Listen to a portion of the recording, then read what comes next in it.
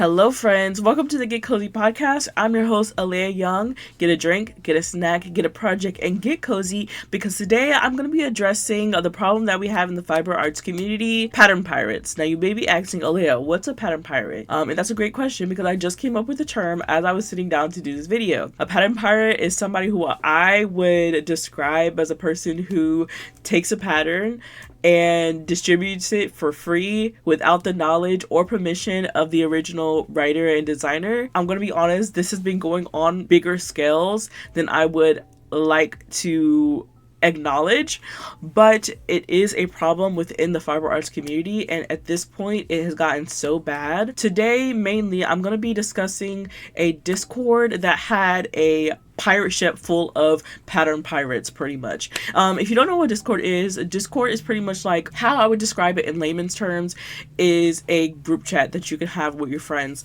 Most people use it for like video games. I know my husband uses it to video chat with his friends while they're playing the game, but I like to use it for connecting with people within the fiber arts community, and I guess some people like to use it to illegally distribute copyrighted patterns. We all can't be good people, but I have some videos that we're going to look at and some Instagram posts that we're going to read together talking about the situation, and I'm going to give my commentary as we go. So the first video that we're going to be talking about is the Nitty Kitty.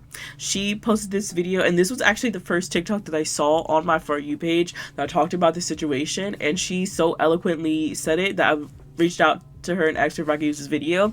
So we're gonna watch it really quickly and talk about what she's saying. Want to hear some incredibly niche hot gossip that's unfolding in the knitwear community? It is alleged that somebody set up a Discord channel, and this Discord channel basically became a place where you could dump all the PDFs that you had purchased, so then other people could get those PDF patterns for free without fairly paying the designer. And a knitwear designer managed to infiltrate the Discord and get it shut down and was like, hey, that's all intellectual property that you guys are stealing. But now it's resulted in a bigger conversation because you have the designers who are like, hey, it takes a really long time to actually make a knitwear pattern. Like, it is not a small task. And some patterns that I've purchased have been like 30 pages long with photos, with tutorials, the whole 9 yards. Like, these are novellas that these people are writing. So the designers are like, it's a lot of work. It's kind of fucked up that you guys are taking it. And then you have people on the other side who are like, you shouldn't even be charging for patterns.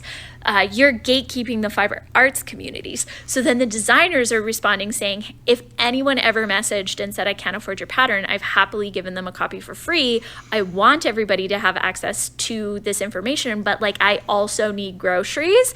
And so it's become this like super contentious back and forth. Now knitwear designers are speaking out and saying that they can't trust their testers because in the process of actually like designing a garment, what happens is the knitwear designer comes up with the pattern, tests it themselves, and then kind of calls out to the community at large and says, will anybody test this pattern? And they assign a size to individual testers to make sure that the entire size range has been tested, that the math works, that you get the correct finished product. It is alleged that one of the patterns that was dumped into the Discord was a pattern that was out for testing. So the person who was the tester had taken something that was supposed to be super secret and hadn't even been published yet and dumped it in the Discord. So now designers are like, how do we even pick testers? How do we make sure that our shit's not gonna get stolen? It is, what a time. So yeah, as you can see, it is scary times for pattern designers right now in the crochet and knitwear community. When I watched this video, I'm trying really hard to not crash out, y'all. Oh my god. If y'all know, okay, so if you followed me on TikTok, you know about the situation with Betty McKnit. I'm gonna go over it. I'm gonna glaze over it really quickly as to what happened. Okay, so Betty, as you know, she is my friend, and she has the 6-day star blanket that has been super viral all over the internet. Many of her blankets go viral continuously because it's a great pattern. Another TikToker came online and saying, hey, because of my disability, I'm having problems reading the pattern, so I just read it out in shorthand, and she offered this shorthand pattern to everybody else. Well, you are now transforming and rewriting somebody else's copyrighted work. It just was a whole mess, and what resulted in was everything being taken down. Her TikTok being banned because she was essentially infringing on somebody else's copywriting and distributing other people's patterns without the knowledge or asking Betty if she could do so. And also defamation, because she was saying how rude and mean and nasty Betty was talking to her in the DMs, when me myself, I saw the DMs and Betty was none of those things. But having a Discord where you dump paid patterns for other people to see for free is diabolical work. Oh my gosh. It's literally like, okay, and I was like, me being the delusional person I am, I've written 2 patterns, right? Me being the delusional person I am, I'm like, I wonder if my pattern was in there. Obviously, my pattern was not in there because no one cares about my pattern. But I just can't fathom how you thought that this was okay. And people who were saying, oh, this is gatekeeping, like you paying for patterns is gatekeeping.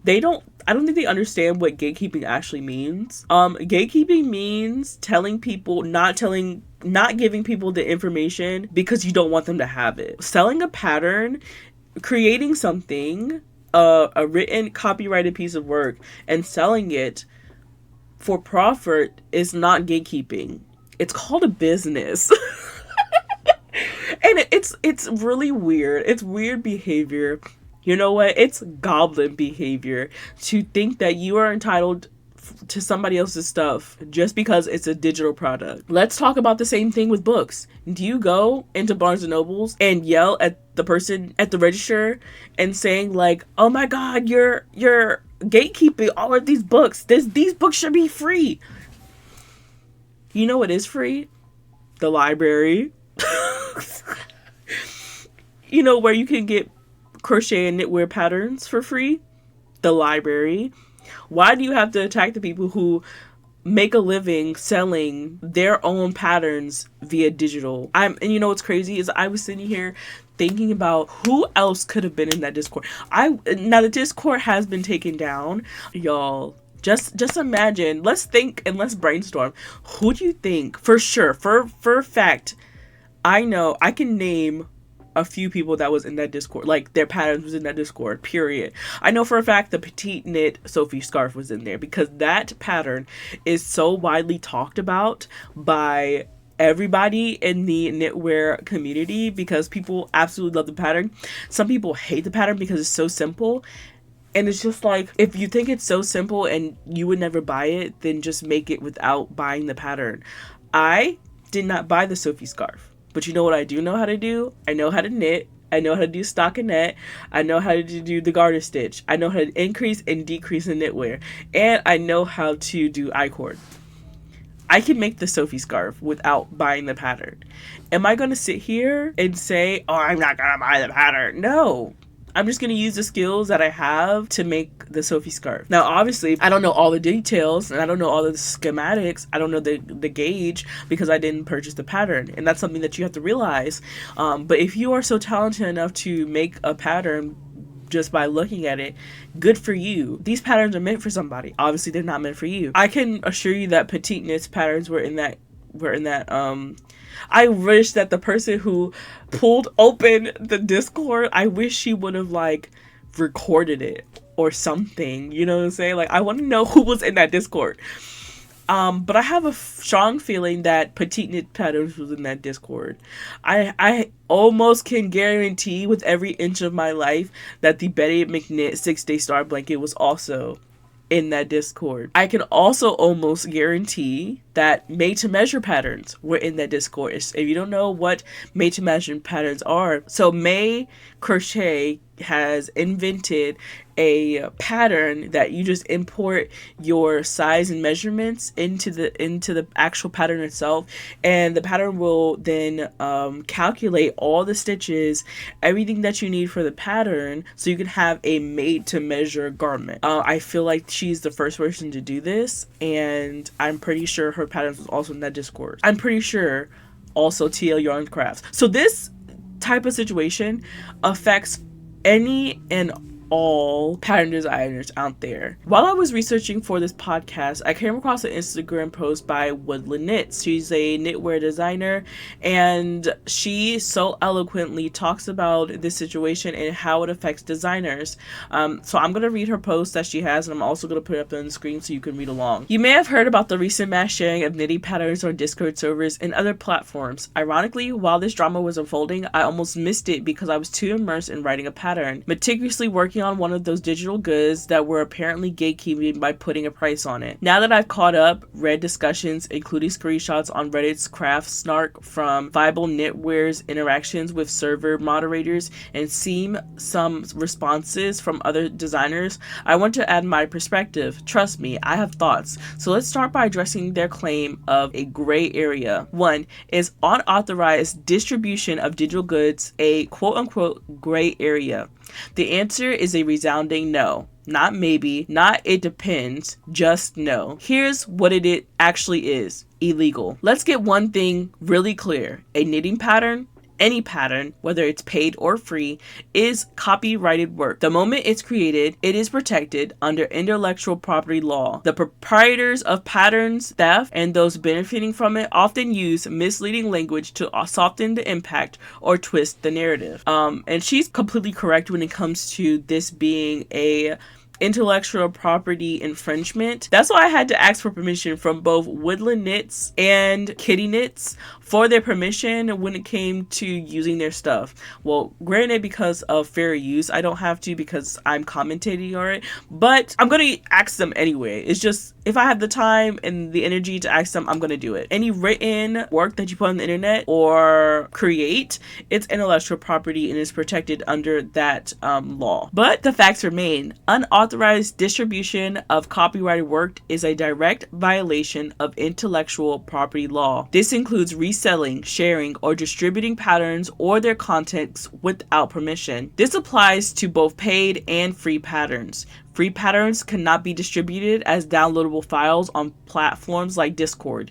You can share the links to the designer's original resource, but you cannot host the files yourself. It is not an ethical gray area, a case-by-case situation, or something you get to rationalize based on a designer's popularity, pricing, or how much you personally like the pattern. Big name designers are just as entitled to protection as small indie designers. Copyright law does not apply when your follower account hits multiple zeros. She's completely correct. So many people think that it's okay because it's a bigger knitwear designer. Example, Petite Knit, that they quote unquote call Petite Knit the Walmart of knitting. First of all, Walmart is Walmart, okay? They are the biggest corporation in America, if not one of the biggest corporations in America, and that treat their employees really poorly and have unethical business practices.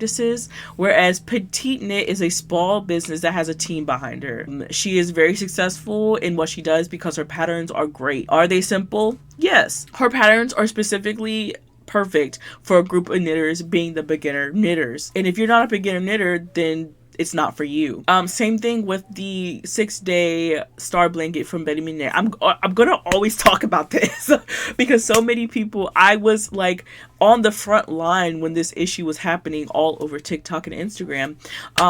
Just like Betty McKnit. Yes, she is able to make a living off of her pattern. And yes, she does have the pattern for free with ads on her website. That does not mean you can copy and paste it and distribute it. That's not your job. That's Betty's job. If there's a problem on the pattern, you talk to Betty and she'll fix it and redistribute it to the people. That's her job. Okay? As a pattern designer, that's your responsibility. Okay? Not other people's responsibility. It is infringement on intellectual property and it is illegal and mean. You're a big meanie. Okay? Let's make it even simpler. It's not okay if I like it but can't afford it. I don't want to pay for it. I want it but it's not in my budget. I think all knitting patterns should be free. This designer has enough money already. No matter how justified someone may feel, there's no excuse in what makes it okay. It is theft and it is illegal. Additionally, platforms like Discord explicitly prohibit the distribution of copyrighted materials in their terms of service. Hosting or distributing these files put users at risk of suspension or removal. But let's be honest, when has that ever been a real deterrent? The perpetrators know just how difficult it is to control and enforce these rules, especially when their activities happen in secret or under the radar. And she's completely right. Just because you can't afford something, just because you don't want to pay for it, and just because you think the person has more money than you or has enough money to lose doesn't mean you can still steal from them. And I think what this is people who are jealous, or no, I think this is jealousy.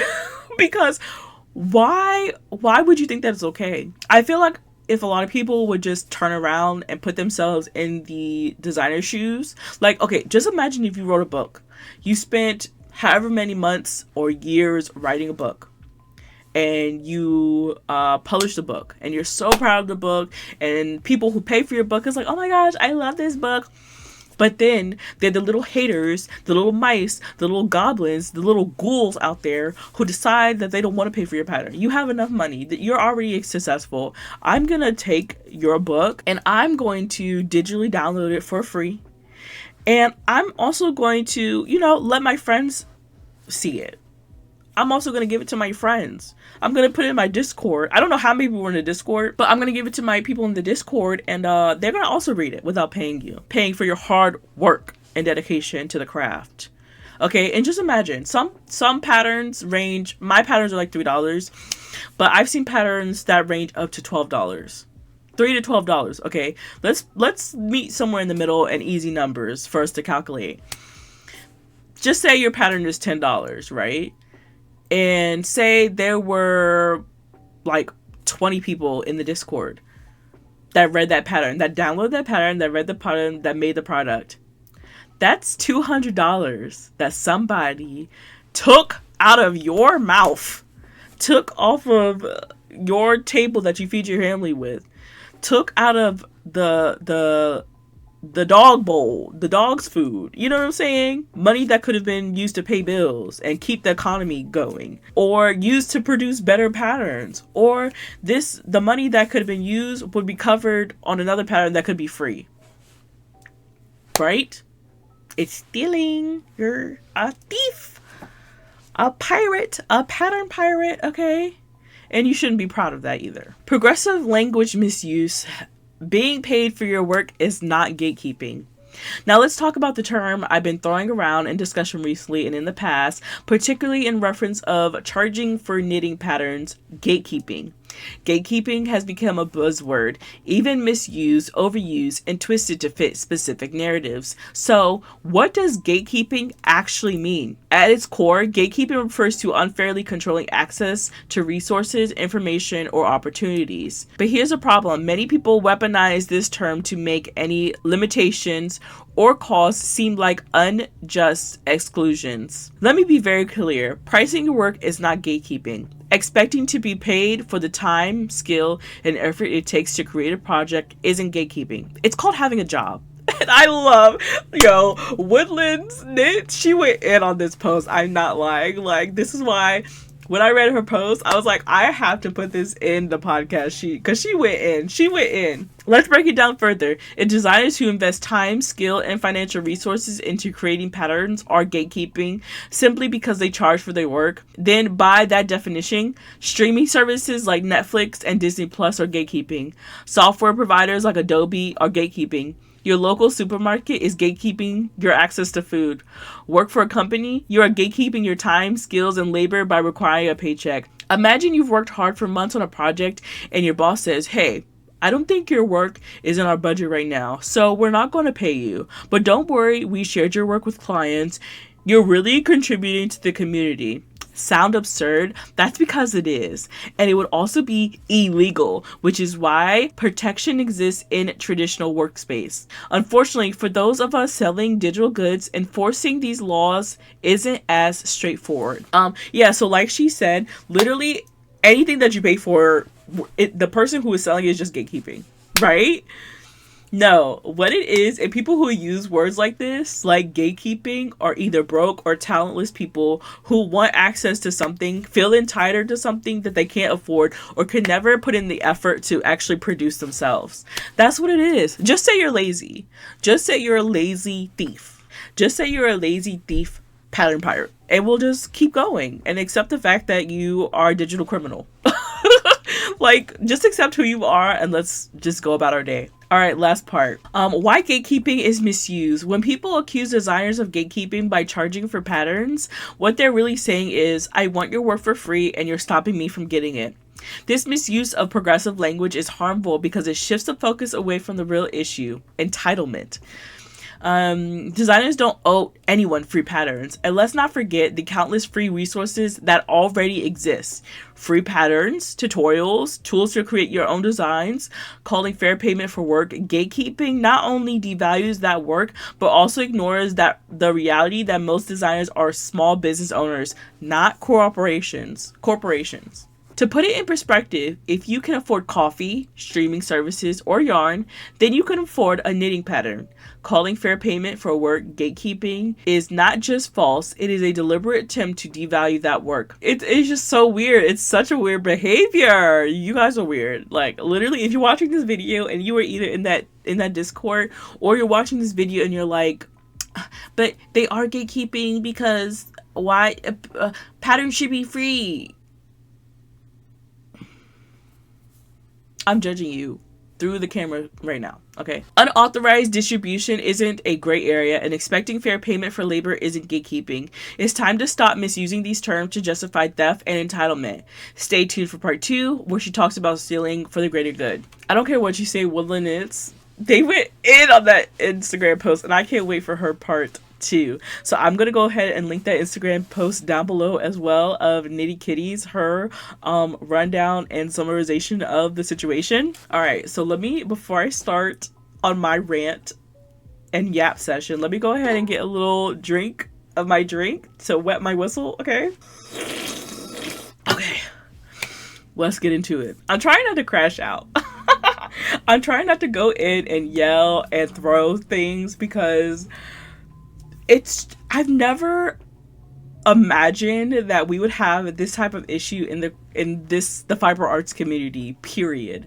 Like, it's almost as if we're talking to children who don't understand the concept of sharing, and don't understand the concept of not bullying, and don't understand the concept of not stealing, okay?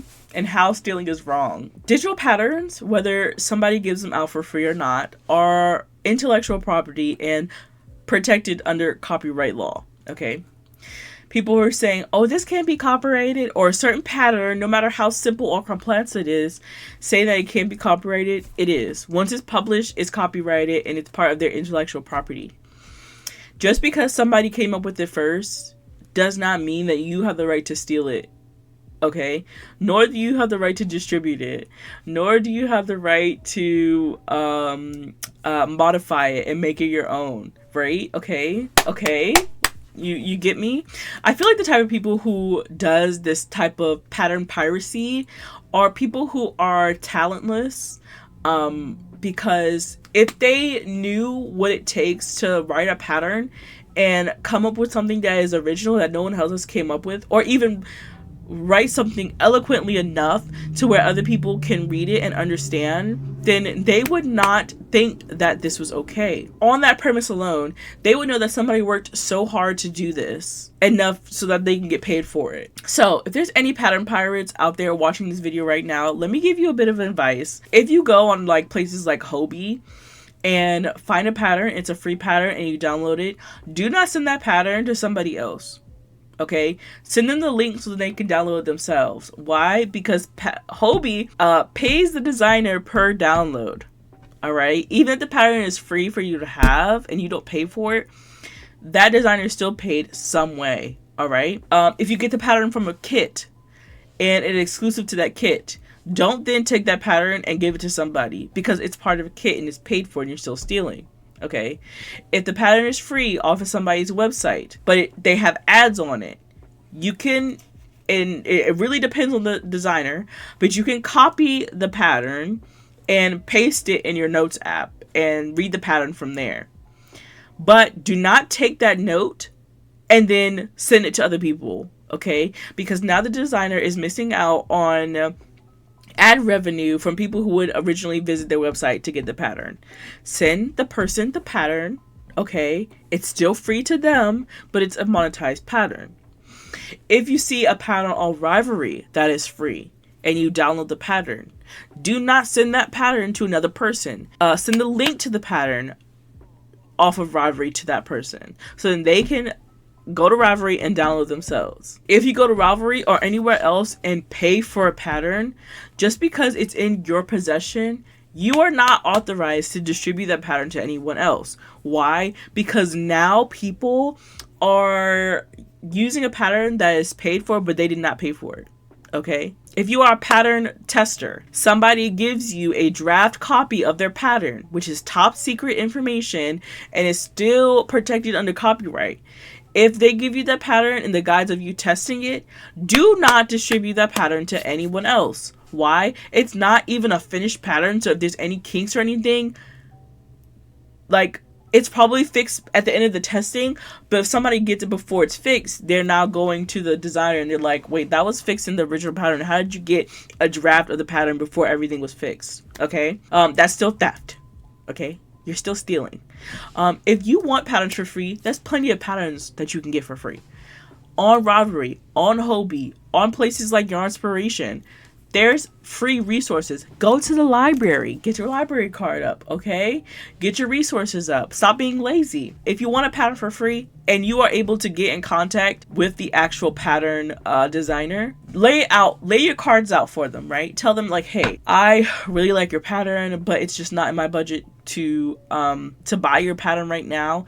Is there any way like I can get the pattern for free, or can I donate a amount that I can right now and receive the pattern for my donation? You didn't think about that because you're not smart, okay? There's many ways of getting the resources that you want. Most people who write patterns will, but there are people who are doing this for a living, and you're taking that living away from them. And when you steal from another designer, you're not a girl's girl, and you're not a productive citizen of the crochet and knitwear community, period. I kick you out, okay? You are no better than somebody who goes on somebody's porches and steals its Amazon package.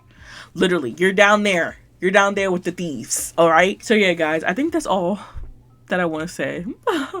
I'm tired. So I'm gonna go ahead and wrap up this video, guys. Thank you so much for watching this podcast. I want to know your thoughts down below in the comment section. I will leave all the links to all the resources that I used in today's video in the description. And yeah, that's gonna be it for today's video. I hope you have a wonderful day, and as always, don't steal other people's patterns, and have a great day. Bye, guys.